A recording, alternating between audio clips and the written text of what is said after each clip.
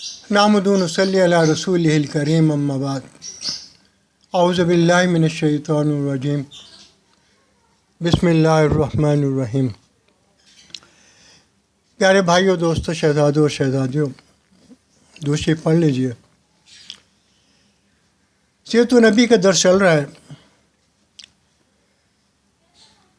حضور نبی کریم صلی اللہ علیہ وسلم کی جو مسجد ہے، جسے مسجد النبی کہتے ہیں، یہ آپ صلی اللہ علیہ وسلم کے زمانے میں بھی ایک مرتبہ اس کی توسیع ہوئی۔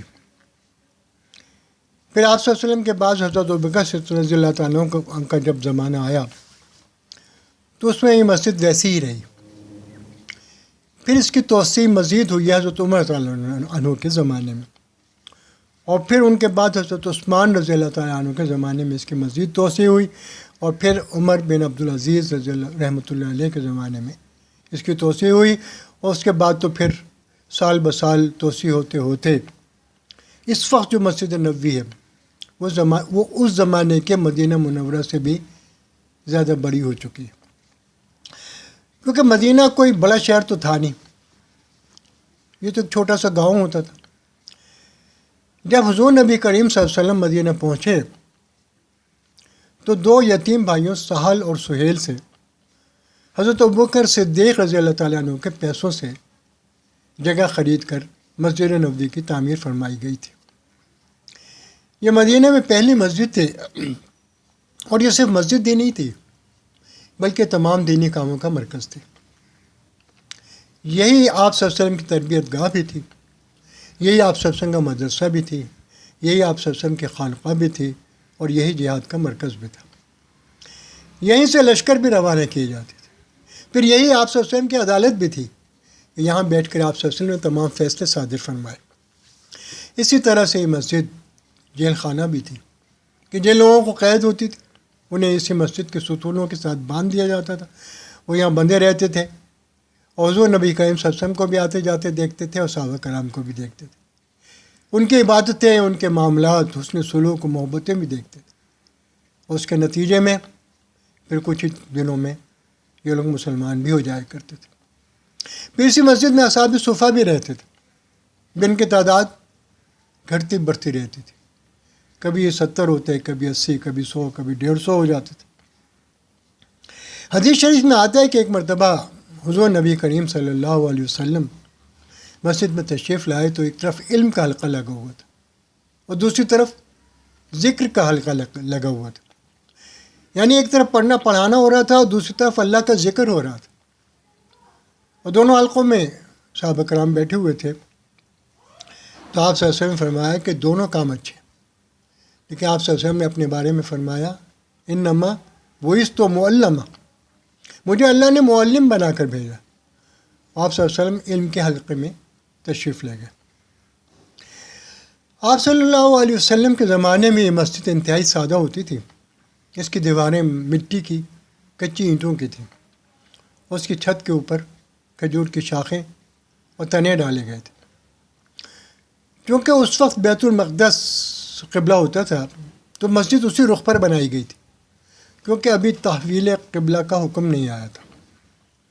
پھر جب قریباً 18 ماہ بعد تحویل قبلہ کا حکم آ گیا تو پھر اس کے مطابق مسجد کا رخ تبدیل کر دیا گیا۔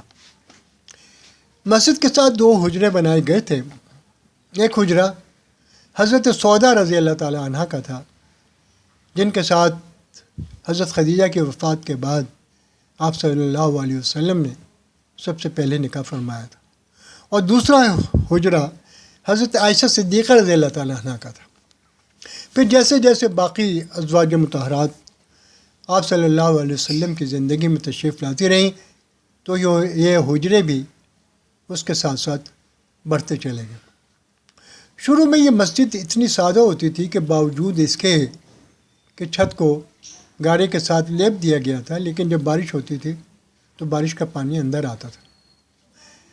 بعض حضرات کے مطابق یہ مسجد 100 گز لمبی اور 100 گز چوڑی تھی، اور 3 ہاتھ گہری اس کی بنیادیں کھودی گئی تھیں۔ شروع میں اس میں 3 دروازے رکھے گئے تھے۔ ایک طرف تو وہ دروازہ تھا جس کو باب الرحمہ کہتے، اس دروازے سے آپ صلی اللہ علیہ وسلم مسجد میں تشریف لاتے لے جاتے تھے۔ دوسرے دروازے کو باب جبرائیل علیہ السلام کہتے ہیں، اور تیسرا دروازہ اس طرف رکھا گیا تھا جس طرف قبلے کی دیوار ہے۔ وہاں اس وقت تو قبلہ نہیں تھا، لیکن اب بھی وہ دروازہ وہاں پر موجود ہے جس سے اب ائمہ کرام مسجد میں آتے جاتے ہیں۔ پھر اس کے بعد 7 ہجری میں اس مسجد کی آپ صلی اللہ علیہ وسلم کی حیات مبارکہ میں ہی توسیع ہوئی۔ اس مسجد کا پرانا حصہ جو 7 ہجری میں ہوا کرتا تھا وہ ترکی مسجد کہلاتی ہے۔ مسجد کے اندر جن ستونوں پر سونے کا پانی چڑھا ہوا ہے، یہ مسجد کا وہ حصہ ہے جس پر آپ صلی اللہ علیہ وسلم کے زمانے میں چھت ہوتی تھی۔ حضرت ابوبکر صدیق رضی اللہ تعالیٰ عنہ کے خلافت کا مختصر سا زمانہ تھا، 2-2.5 سال کا۔ ان کے زمانے میں تو مسجد ویسی ہی رہی۔ پھر حضرت عمر فاروق رضی اللہ تعالیٰ عنہ کے زمانے میں اس مسجد میں کچھ توسیع ہوئی ہے۔ اچھا، جب قبلہ اول آپ صلی اللہ علیہ وسلم کی حیات مبارکہ میں بدل گیا تو وہ دروازہ تو بند ہو گیا جو قبلے کی سمت تھا، کیونکہ اس طرف تو قبلے کی دیوار آ گئی۔ پھر حضرت عمر فاروق رضی اللہ تعالیٰ عنہ کے زمانے میں جس طرف اب قبلہ ہے اس جانب 2 صفیں بڑھائی گئیں۔ ایک طرف تو ازواج مطہرات کے حجرے تھے، اس لیے اس طرف توسیع نہیں ہوئی، لیکن حضرت عمر فاروق رضی اللہ تعالیٰ عنہ کے زمانے میں ہی دوسری جانب مزید کچھ توسیع ہوئی۔ پھر حضرت عثمان غنی رضی اللہ عنہ کے زمانے میں جب مسجد کی توسیع ہو رہی تھی تو انہوں نے کہا کہ اس میں پتھر کا استعمال ہوگا اور مسجد بھی کچھ بڑی ہوگی، کیونکہ حالات کافی بدل گئے تھے اور حضرت عثمان رضی اللہ تعالیٰ عنہ کا فتوحات اور غنیمت کا زمانہ تھا۔ تو جب حضرت عثمان رضی اللہ تعالیٰ عنہ نے مسجد کو ذرا بہتر انداز سے تعمیر کرنا چاہا تو صحابہ کرام کی ایک بڑی جماعت کو اس پر اشکال ہوا، اور انہوں نے کہا کہ اس کو حضور اکرم صلی اللہ علیہ وسلم کے دور کی طرح ہی کچا اور سادہ رہنے دیا جائے۔ لیکن اب چونکہ ضرورت تھی اور لوگ بڑھ رہے تھے، کیونکہ مدینہ منورہ اسلام کا ایک بہت بڑا مرکز بن چکا تھا۔ حضور نبی کریم صلی اللہ علیہ وسلم کے زمانے کے مدینہ منورہ سے ہٹ کر اسلامی ریاست کی سرحدیں کہاں سے کہاں پہنچ چکی تھی، اور مرکز تو مسجد نبوی ہی تھا، اس لیے اس کی توسیع اور تعمیر نو کی انتہائی سخت ضرورت تھی۔ تو حضرت عثمان رضی اللہ تعالیٰ عنہ نے اس موقع پر وہ حدیث شریف بیان کی جس میں کہا گیا کہ جیسی مسجد کو دنیا میں بنائے گا ویسے ہی محل اللہ تعالیٰ اس کے لیے جنت میں بنائیں گے۔ اور دوسری روایت میں آتا ہے کہ جس نے اللہ کے لیے گھر بنایا، اللہ جل شانہ اپنی شان کے مطابق اس کے لیے جنت میں گھر بنائیں گے۔ تو حضرت عثمان رضی اللہ عنہ نے یہ حدیث صحابہ کرام کو سنائی اور کہا کہ دیکھو، رسول اللہ صلی اللہ علیہ وسلم نے مسجد بنانے پر اسی کے مثل جنت کے گھر کی بشارت دی ہے، اس لیے میں اس مسجد کی توسیع بھی کرنا چاہتا ہوں، اس کو اچھے انداز میں بنانا بھی چاہتا ہوں۔ تو خیر، پھر 29 ہجری میں حضرت عثمان غنی رضی اللہ عنہ کے دور میں اس کی نئی تعمیر و توسیع ہوئی۔ البتہ یہ جو اس کی دوسری سمت ہے جہاں باب السلام اور باب ابو بکر اور باب الرحمہ کے دروازے ہیں، اس طرف کی جو توسیع ہوئی ہے، اور یہ دروازے اس وقت جہاں پر ہیں، یہ حضرت عمر بن عبدالعزیز رحمۃ اللہ علیہ کے زمانے کی توسیع ہے۔ حضرت عمر بن عبدالعزیز رحمۃ اللہ علیہ کے زمانے میں قبلے کی جانب تو توسیع نہیں ہوئی، دوسری سمت میں توسیع ہوئی ہے، اور یہیں پر آ کر یہ توسیع رک گئی ہے۔ پھر یہ مسجد قبلے کی سمت میں حضرت عثمان رضی اللہ تعالیٰ عنہ کی توسیع سے آگے نہیں گئی، اور دوسری سمت میں حضرت عمر بن عبدالعزیز رحمۃ اللہ علیہ کی توسیع سے آگے نہیں گئی۔ لیکن باقی جو پورا شہر جو مدینہ کا مسجد میں آیا ہے وہ مختلف زمانوں کے اندر ترکوں کے دور میں بھی آتا رہا اور اس سے پہلے بھی آتا رہا، اور اب موجودہ سعودی حکمرانوں کے زمانے میں، شاہ فہد کے زمانے میں جو مشہور توسیع ہوئی، پھر شاہ عبداللہ کے زمانے کے اندر بھی اس کی توسیع ہوئی ہے، اور یہ کام مسجد نبوی کے اندر کم و بیش چلتا ہی رہتا ہے۔ مواقعات، مواخات کا مطلب ہوتا ہے بھائی بھائی بنانا. مواخات 2 مرتبہ ہوئی ہے. ایک تو مدینہ جاتے ہی ہوئی، پھر دوسری مرتبہ اس کے 5-6 ماہ بعد ہوئی. اس میں آپ صلی اللہ علیہ وسلم نے ایک انصاری کو ایک مہاجر کا بھائی بنایا اور بعض مہاجرین کو بھی مہاجرین کا بھائی بنایا. رسول اللہ صلی اللہ علیہ وسلم نے صحابہ کرام کو اس طرح سے ایک دوسرے کے ذمہ لگایا کہ ہر بندہ دوسرے کو اپنا بھائی سمجھ کر اس کی کفالت کرے گا. اس سے پتہ چلتا ہے کہ آپ صلی اللہ علیہ وسلم نے مسلمانوں کے درمیان اخوت و بھائی بندی کے رشتے اس طرح قائم کیے کہ ایک بندہ دوسرے بندے کو سنبھالے، اس کو معاشرے میں کھڑا کرے. تو یہ کتنی بڑی سنت ہے جو آج ہم سے رہ گئی ہے.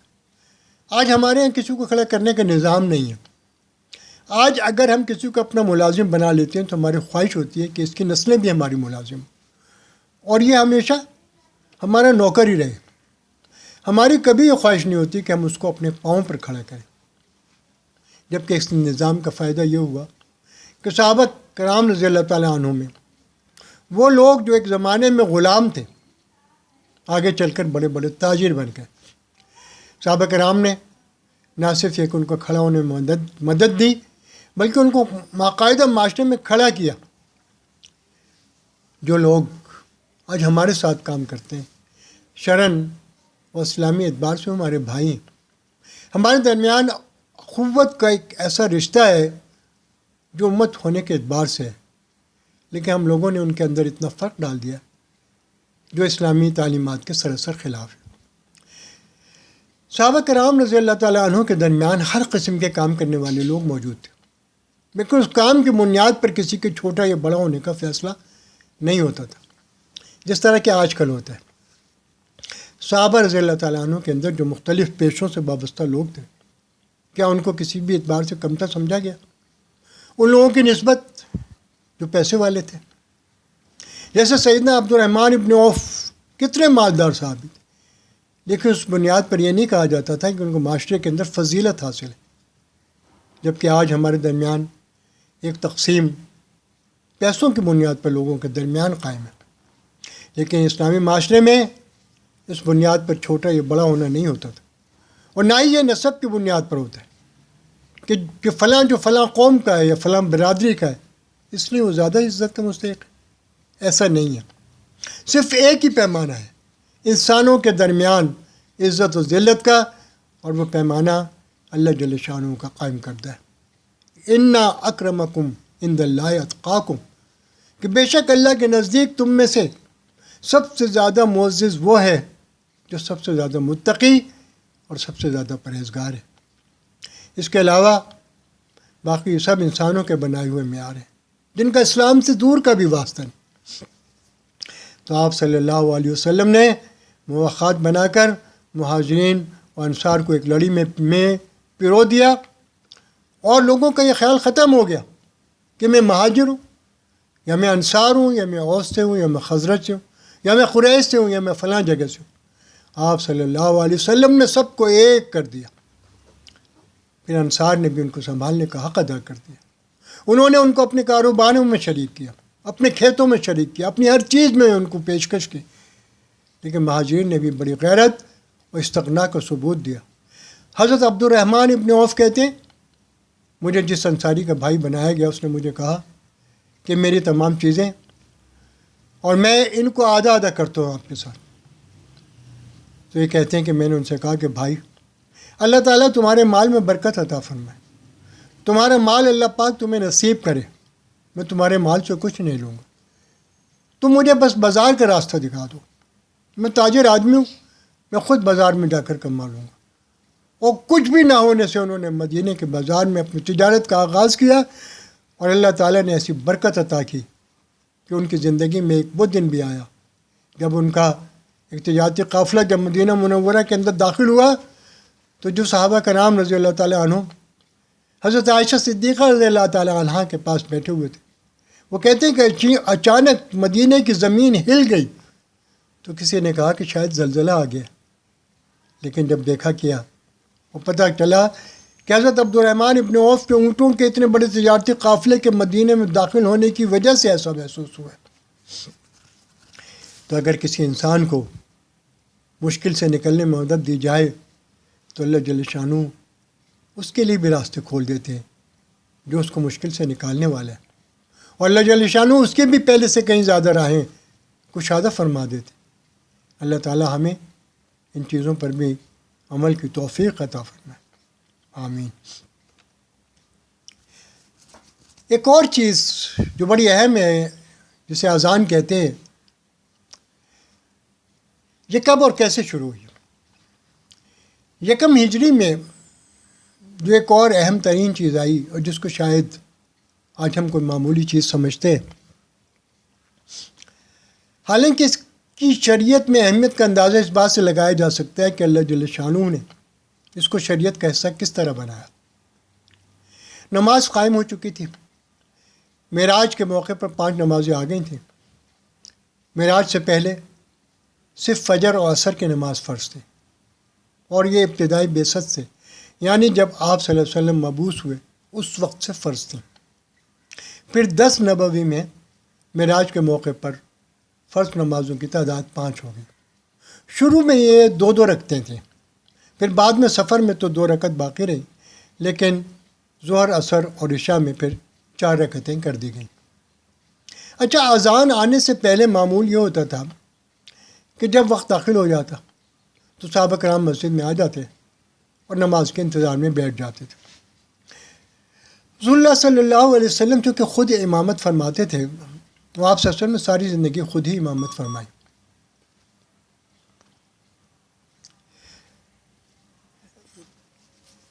آپ صلی اللہ علیہ وسلم کی حیات مبارکہ میں سوائے سیدنا ابوبکر صدیق رضی اللہ تعالیٰ عنہ کے، جو آپ کے جانشین اور خلیفہ بلا فصل تھے، اور کسی نے آپ کی موجودگی میں امامت نہیں کرائی۔ جب آپ صلی اللہ علیہ وسلم اپنے حجرہ مبارک سے، جو کہ مسجد نبوی کے ساتھ متصل تھے، تشریف لاتے تو اس وقت جماعت کھڑی ہوا کرتی تھی۔ اب چونکہ مدینہ کی آبادی آہستہ آہستہ بڑھ رہی تھی تو اس بات کی ضرورت محسوس ہوئی کہ نماز کے لیے جمع ہونے کے لیے کوئی طریقہ ہونا چاہیے، یعنی کوئی ایسی چیز ہو جس سے مسلمانوں کو پتہ چلے کہ جماعت کا وقت ہو گیا اور اب جماعت کھڑی ہونے والی۔ حضور نبی کریم صلی اللہ علیہ وسلم کو جب اس ضرورت کا احساس ہوا تو آپ صلی اللہ علیہ وسلم نے حضرات صحابہ سے مشورہ طلب کیا کہ اس کے لیے کیا طریقہ ہونا چاہیے۔ تو بعض صحابہ نے مشورہ دیا کہ ہم ناقوس بجایا کریں گے۔ ناقوس ایک لکڑی کا گھنٹا ہوتا ہے جسے نصارہ عیسائی اپنے گرجوں میں بجایا کرتے تھے۔ پھر کسی اور نے کہا کہ ہم بوک بجایا کریں گے۔ بوک ایک خاص قسم کا بگل تھا جس کو بجا کر یہودی اپنی عبادت کے لیے جمع ہوا کرتے تھے۔ پھر کسی اور نے مشورہ دیا کہ ایک صورت یہ ہو سکتی ہے کہ کسی بلند جگہ پر آگ جلا دی جائے، تو جب آگ اور دھواں اٹھے گا تو لوگوں کو پتہ چل جائے گا کہ نماز کا وقت ہو گیا۔ لیکن حضور نبی کریم صلی اللہ علیہ وسلم نے ان تینوں مشوروں کو پسند نہیں فرمایا۔ آپ صلی اللہ علیہ وسلم نے فرمایا کہ پہلے مشورے میں نصارہ کے ساتھ مشابہت ہے، اور دوسری صورت میں یہود کے ساتھ مشابہت ہے، اور آگ جلانے میں تو خالص مجوسیوں اور آتش پرستوں کے ساتھ مشابہت ہے۔ تو اس پر بغیر کسی فیصلے کے ہی مجلس برخاست ہو گئی۔ حضرات صحابہ اپنے دل میں یہ افسوس لے کر رخصت ہوئے کہ حضور نبی کریم صلی اللہ علیہ وسلم نے ایک مشورہ مانگا تھا، لیکن کوئی ایسا مشورہ سامنے نہیں آ سکا جو آپ صلی اللہ علیہ وسلم کو پسند آ جاتا، اور آپ صلی اللہ علیہ وسلم اسے قبول فرما لیتے۔ اچھا، بعض لوگ کسی بات کا بہت زیادہ اثر لیتے۔ سیرت نگاروں اور محدثین کے خیال میں حضرت عبداللہ ابن زید رضی اللہ تعالیٰ عنہ پر اس بات کا بہت زیادہ اثر ہوا کہ نبی کریم صلی اللہ علیہ وسلم کو ایسا کیا مشورہ دیا جائے جو آپ کو پسند آ جائے، اور جو آپ صلی اللہ علیہ وسلم چاہ رہے ہیں وہ کام ہو جائے۔ تو رات کو انہوں نے خواب دیکھا۔ وہ خواب یہ دیکھا کہ ایک شخص ہے جس نے سبز لباس پہنا ہوا ہے، اس کے ہاتھ میں ایک ناقوس ہے اور وہ گزر رہا ہے۔ یہ کہتے ہیں کہ میں نے اس سے پوچھا کہ کیا تم یہ ناقوس فروخت کرو گے؟ اس نے پوچھا کہ تم اسے کیوں خریدنا چاہتے ہو؟ انہوں نے کہا کہ اس کو بجا کر ہم مسلمانوں کو نماز کے لیے جمع کریں گے۔ تو اس نے کہا کہ میں تمہیں اس سے بہتر چیز نہ بتاؤں کہ جس سے مسلمان جمع بھی ہو جائیں اور تمہیں ناقوس بھی نہ بجانا پڑے؟ تو انہوں نے کہا کہ ضرور بتائیں۔ تو اس نے کہا کہ اس طرح کہو، اللہ اکبر اللہ اکبر اللہ اکبر اللہ اکبر، اشہد ان لا الہ الا اللہ اشہد ان لا الہ الا اللہ اشہد ان محمد الرسول اللہ اشہد ان محمد الرسول، حی علی الصلاۃ حی علی الصلاۃ حی علی الفلاح حی علی الفلاح، اللہ اکبر لا الہ الا اللہ۔ یہ انہوں نے ان کو خواب میں بتایا، اور پھر وہ اپنی جگہ سے تھوڑا سا ہٹ کر کھڑے ہوئے اور اقامت کہہ کر دکھائی، جس میں قد قامت الصلاۃ کا اضافہ کر دیا۔ حضرت عبداللہ ابن زید فرماتے ہیں کہ جب صبح ہوئی تو میں رسول اللہ صلی اللہ علیہ وسلم کی خدمت میں حاضر ہوا، اور میں نے آپ صلی اللہ علیہ وسلم کو اپنا خواب سنایا۔ تو یہ خواب سنتے ہی آپ صلی اللہ علیہ وسلم نے ارشاد فرمایا کہ تحقیق یہ خواب بالکل سچا اور حق ہے انشاءاللہ تعالی۔ اور پھر آپ صلی اللہ علیہ وسلم نے ان سے کہا کہ یہ کلمات بلال رضی اللہ تعالیٰ عنہ کو سکھا دیں، اور بلال رضی اللہ تعالیٰ عنہ پہلی اذان دیں۔ اس کی وجہ یہ بیان فرمائی کہ چونکہ بلال رضی اللہ تعالیٰ عنہ کی آواز تمہاری آواز سے اونچی ہے تو وہ دور تک جائے گی۔ تو جب سیدنا بلال رضی اللہ تعالیٰ عنہ نے پہلی اذان مسجد نبوی یا حجروں کی چھت پر چڑھ کر دی، اور یہ آواز سیدنا عمر فاروق رضی اللہ تعالیٰ عنہ کے کانوں میں پڑی، تو وہ تیزی کے ساتھ اپنی چادر گھسیٹتے ہوئے آپ صلی اللہ علیہ وسلم کی خدمت میں پہنچے اور کہا کہ یا رسول اللہ صلی اللہ علیہ وسلم، میں نے بھی رات کو یہ خواب دیکھا، اور مجھے بھی یہی چیز بتائی گئی ہے کہ اس طرح اذان دی جائے۔ حضرت عمر تعالیٰ عنہ کے جو الفاظ حدیث میں آتے ہیں کہ یا رسول اللہ صلی اللہ علیہ وسلم، قسم ہے اس ذات کی جس نے آپ کو حق دے کر بھیجا ہے، میں نے بھی اسی قسم کو خواب دیکھا جو ان کو دکھایا گیا۔ اس پر رسول اللہ صلی اللہ علیہ وسلم فرمایا کہ اللہ تعالیٰ نے تم دونوں کو حق پر جمع کر دیا۔ تو یکم ہجری سے مسلمانوں کی مسجدوں سے اذانیں بلند ہونا شروع ہوئی، جو آج دیکھیں تو دنیا میں ایک کونے سے لے کر دوسرے کونے تک کوئی وقت ایسا نہیں گزرتا جب دنیا کے کسی نہ کسی خطے میں اذان کی آواز بلند نہ ہو رہی ہو۔ یہ مسجد نبوی سے اٹھی ہوئی اذان کی برکت اور اللہ جل شانہ کی قبولیت دیکھیں، اور اذان کے کلمات پر ذرا غور کریں کہ اس میں سب سے پہلے اللہ تعالیٰ کی بڑائی ہے، یعنی اللہ اکبر اللہ اکبر، پھر اللہ تعالیٰ کی وحدانیت کی شہادت ہے، اشہد ان لا الہ الا اللہ، پھر رسول اللہ صلی اللہ علیہ وسلم کی نبوت کی شہادت ہے، اشہد ان محمد الرسول اللہ۔ شہادت گواہی کو کہتے ہیں، اور یہ بہت اونچے درجے کی چیز ہوتی ہے۔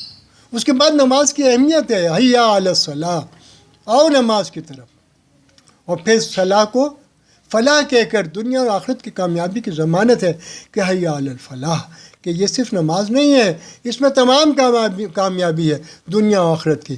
اور پھر اللہ اکبر کی تکبیر، اللہ اکبر، اور پھر لا الہ الا اللہ، کہ اور کوئی بھی الہ نہیں سوائے ایک اللہ رب العزت کے۔ تو کتنے بد نصیب ہیں وہ لوگ جو اللہ کے منادی کی اس پکار کو سن کر بھی اس پر لبیک نہ کہیں۔ جس اللہ کا منادی دن میں 5 مرتبہ یہ آواز لگائی کہ آؤ نماز کی طرف اور آؤ کامیابی کی طرف۔ یاد رکھیے کہ مردوں کے لیے مسجد میں جماعت کے ساتھ نماز پڑھنا یہ فرض ہے، اس لیے اس کو بالکل کافی نہیں سمجھنا چاہیے کہ ہم نے انفرادی نماز پڑھ لی۔ بندہ ذرا سوچے کہ اگر یہ اکیلے ہوتی تو پھر یہ سب کچھ کیا ہے؟ یہ مساجد، یہ جماعت سے نماز، یہ اذان، یہ سب چیزیں اسلام کے بہت عظیم الشان شعائر میں سے ہیں۔ اگر اسلامی حکومت ہو اور کسی محلے یا علاقے کے لوگ اذان دینا چھوڑ دیں تو فقہ نے لکھا ہے کہ امیر المومنین ان کو سزا دے گا۔ اذان اتنی اہم ترین چیز ہے، اور مؤذن کے لیے کتنی بڑی سعادت ہے جس سے عام طور پر لوگ واقف نہیں ہیں۔ احادیث مبارکہ میں مؤذنین کے لیے خاص طور پر ذکر ہے کہ جنہوں نے ساری عمر اللہ تعالیٰ کی رضا کے لیے اللہ کی توحید اور رسالت کے یہ کلمات فضا میں بلند کیے ہوں تو روز قیامت یہ اپنی بلند گردنوں کی وجہ سے پہچانے جائیں گے۔ اللہ تعالیٰ ان کو بلند کر دے گا باقی لوگوں کی نسبت، اس وجہ سے کہ فضا کے اندر ان کی اذان کی آواز گونجتی رہی۔ اسی طرح سے اسلام میں ایک بہت اہم چیز ہجری کیلنڈر کا آغاز ہے۔ مستند روایات میں یہ ہے کہ سیدنا عمر فاروق رضی اللہ عنہ کے دور میں ہجری کیلنڈر کا آغاز ہوا۔ ہجرت تو آپ صلی اللہ علیہ وسلم نے بالاتفاق ربیع الاول کے مہینے میں فرمائی، لیکن ہجری کیلنڈر کا آغاز محرم سے کیا گیا۔ کہتے ہیں کہ سیدنا ابو موسیٰ اشعری رضی اللہ تعالیٰ عنہ حضرت عمر فاروق رضی اللہ تعالیٰ عنہ کو خط لکھا، کیونکہ مدینہ منورہ دارالخلافہ تھا، کہ آپ کی طرف سے ہمارے پاس جو فرامین آتے ہیں اور پوری اسلامی مملکت میں آپ کے جو خطوط جاتے ہیں احکامات وغیرہ کے بارے میں، ان پر تاریخ نہیں ہوتی۔ اس زمانے میں ظاہر ہے کہ کوئی خط پہلے پہنچ گیا، کوئی بعد میں پہنچا، یا کوئی بندہ جو خط لے کر جانے والا تھا اس کو کوئی حادثہ پیش آ گیا اور خط نہیں پہنچ سکا۔ تو انہوں نے لکھا کہ جب آپ کے فرامین ہم تک پہنچتے ہیں تو وہ آگے پیچھے ہو جائیں اگر، تو ہمیں پتہ نہیں چلتا کہ آپ کا بعد والا حکم کون سا ہے اور پہلے والا کون سا ہے، کیونکہ اس پر تاریخ نہیں ہوتی۔ تو اگر اس پر تاریخ ہو تو ہمیں اس سے پتہ چلے گا کہ آپ نے پہلے وہ حکم فرمایا تھا، اب یہ حکم فرمایا۔ تو یہ بڑی معقول بات تھی، کیونکہ اسلامی سلطنت دن بدن وسیع ہو رہی تھی، صحابہ کرام کے لشکر و فاتحین کہاں سے کہاں پہنچ چکے تھے، اسلامی سلطنتیں بڑھتی جا رہی تھیں۔ تو حضرت عمر فاروق رضی اللہ عنہ نے صحابہ کرام کو جمع کیا کہ کیلنڈر طے کرنا ہے۔ تو کہاں سے اس کی ابتدا کی ہے؟ امام سرخسی کی جو روایت ہے اس بارے میں، وہ کہتے ہیں جب مشورہ کیا تو کچھ صحابہ کرام نے کہا کہ حضور اکرم صلی اللہ علیہ وسلم کی ولادت باسعادت سے اس کیلنڈر کا آغاز کیا جائے۔ حضرت عمر فاروق رضی اللہ تعالیٰ عنہ فرمایا کہ اس میں نصارہ کے ساتھ تشبہ ہے، یہ ولادت کا دن منانا عیسائیوں کا طریقہ ہے، اس لیے اس سے کیلنڈر کا آغاز نہیں ہونا چاہیے۔ اس میں بعض صحابہ کرام نے مشورہ دیا کہ جس دن آپ صلی اللہ علیہ وسلم دنیا سے تشریف لے گئے اس دن سے کیلنڈر کا آغاز کر لیا جائے۔ تو حضرت عمر فاروق تعالیٰ عنہ نے فرمایا کہ آپ صلی اللہ علیہ وسلم کی وفات تو ایک حادثہ کبریٰ تھی، اور یہ تو ایک مصیبت عظمیٰ تھی ہمارے لیے، تو اتنے بڑے حادثے سے اس کا آغاز کرنا بھی کسی طور پر مناسب نہیں۔ پھر بڑے مشورے کے بعد اس پر اتفاق ہوا کہ چونکہ ہجرت وہ عظیم دن ہے جس میں اللہ جل شانہ نے حق و باطل کو الگ کیا، اور ہجرت ہی کے بعد شاعر اسلام کی جو بہت بڑی چیزیں یعنی جمعہ اور عیدین قائم ہوئے، اور چونکہ ہجرت کے بعد حضور نبی کریم صلی اللہ علیہ وسلم نے اپنی زندگی کا پہلا جمعہ بھی پڑھایا، اس لیے اس پر اتفاق ہو گیا کہ اسلامی کیلنڈر کا آغاز ہجرت سے ہوگا۔ اور ہجرت اگرچہ ربیع الاول میں ہوئی ہے، مگر چونکہ حضور نبی کریم صلی اللہ علیہ وسلم نے محرم میں ہجرت کی نیت فرما لی تھی، اس لیے محرم سے ہجری کیلنڈر کا آغاز کیا گیا۔ آج یہ ہجری تاریخیں بدقسمتی سے ہماری زندگی سے نکل چکی ہیں، جبکہ یہاں بر صغیر میں جو قدیم دستاویزات ہیں انگریز کے اس خطے میں آمد سے پہلے، ان میں ہجری تاریخ کا ہی اندراج ہوا کرتا تھا۔ انگریز جاتے ہوئے ہمیں جن چیزوں سے محروم کر گئے ان میں سے ایک یہ ہجری تاریخ بھی، حالانکہ ہماری تمام تقویم اسی کیلنڈر کے ساتھ وابستہ ہے، تمام شرعی مسائل اس کے ساتھ وابستہ ہے، عدت اس کے ساتھ وابستہ ہے، کفارہ اس کے ساتھ وابستہ ہے، اور ساری عبادات اس کے ساتھ وابستہ ہے، یعنی ہمارا سارا نظام اسی کے ساتھ وابستہ ہے۔ اگرچہ شمسی کیلنڈر کو بھی ہم غیر اسلامی نہیں کہتے، سورج اور چاند دونوں ہی اللہ کی مخلوق ہے، تو چاہے سورج کے اعتبار سے حساب لگائیں یا چاند کے اعتبار سے، لیکن اسلامی تقویم کا جو سارا حساب کتاب ہے وہ قمری اعتبار سے چلتا ہے۔ اسی پہ بس کرتے ہیں، وقت پورا ہو گیا۔ اللہ تعالیٰ آپ کو سننا میرا سنانا اپنی بارگاہ عالی میں اپنے شان قبول فرما کے آخرت کے لیے ذخیرہ، ہم سب کے لیے بخشش کا ذریعہ بنا دے۔ ما علینا الا البلاغ۔ اللہم لک الحمد کما انت اہل، صلی وسلم علی محمد کما انت اہل وافعل بنا ما انت اہل فانک اہل التقوی واہل المغفرۃ۔ اے کریم اللہ، اے کریم اللہ، یا اللہ اپنے کرم و فضل سے یا اللہ یہ سننا، یا اللہ سنانا اپنے بارگاہ عالی میں اپنے شان قبول فرمائے، ہم سب کی کا اللہ کامل بخشش و مغفرت کا ذریعہ بنا دے۔ یا اللہ ہم سے ایسے راضی ہو جائیں کبھی ناراض نہ ہو۔ یا اللہ آقا پاک کو ہماری طرف سے بہترین جزائیں عطا فرما، آپ کے ذریعات عالی اور بلند فرما دے۔ اللہ آپ صلی اللہ علیہ وسلم کی ساری امت کی اولین آخرین سبھی کامل بخشش و مغفرت فرما دے۔ سب کے غم دکھ تکلیفیں مسائل مشکلات بیماریاں پریشانیاں دور فرما، سب کی نیک جائز شرعی حاجات پوری فرما، یا اللہ مجاہدین اسلام کو غالب و منصور فرما، یا اللہ غزہ کے مسلمانوں کے جان و مال عزت و آبرو دین و ایمان کی حفاظت فرما، یا اللہ وہاں کے مجاہدین کے حوصلے اور بلند فرما دے، انہیں فتح مبین عطا فرما، یا اللہ غیب سے ان کے مدد نصرت فرما، کفار و منافقین کا شر ان پہ لوٹا دے، ان کے اتحاد کو پارا پارا کر دے، یا اللہ ان کو خائب و قاصر کر دے، ان کے مضموم مزاحم کو ناکام فرما دے، اے کریم اللہ ہمارے ملک کی حفاظت فرما، یا اللہ عالم اسلام کی حفاظت فرما، اے کریم اللہ ابھی ساتھوں کے صدقہ تو فعل، یا اللہ ہماری دعاؤں کو یا اللہ ان کے اور ہمارے حق میں قبول فرما، یا اللہ خاتمہ ایمان پر فرما، قبر قیامت آخرت کی منزل آسان فرما، ہاں یا اللہ جس کے دل میں جو جائز شرعی حاجت ہے، یا اللہ اب تو دلوں کا حال جاننے والا، سب کی یا اللہ جائز شرعی حاجات اپنے یا اللہ خزانوں سے پوری فرما دے، یا اللہ قبر قیامت آخری منزل آسان تو راضی ہو جائے، اس سے راضی ہو جائے، کبھی ناراض ہی نہ ہو، اے کریم اللہ خیر کی جو دعائیں آپ کے پاس صلی اللہ علیہ وسلم نے آپ سے مانگی ہم بھی مانگتے ہیں، عطا فرما دے، جن شرور سے آپ کے پاس صلی اللہ علیہ وسلم نے آپ سے پناہ چاہی ہم بھی پناہ چاہتے ہیں، پناہ نصیب فرما دے، وانت المستعان وعلیک البلاغ ولا حول ولا قوۃ الا باللہ، آمین بجاہ النبی الکریم وآلہ وصحبہ اجمعین برحمتک یا ارحم الراحمین، جزاک اللہ۔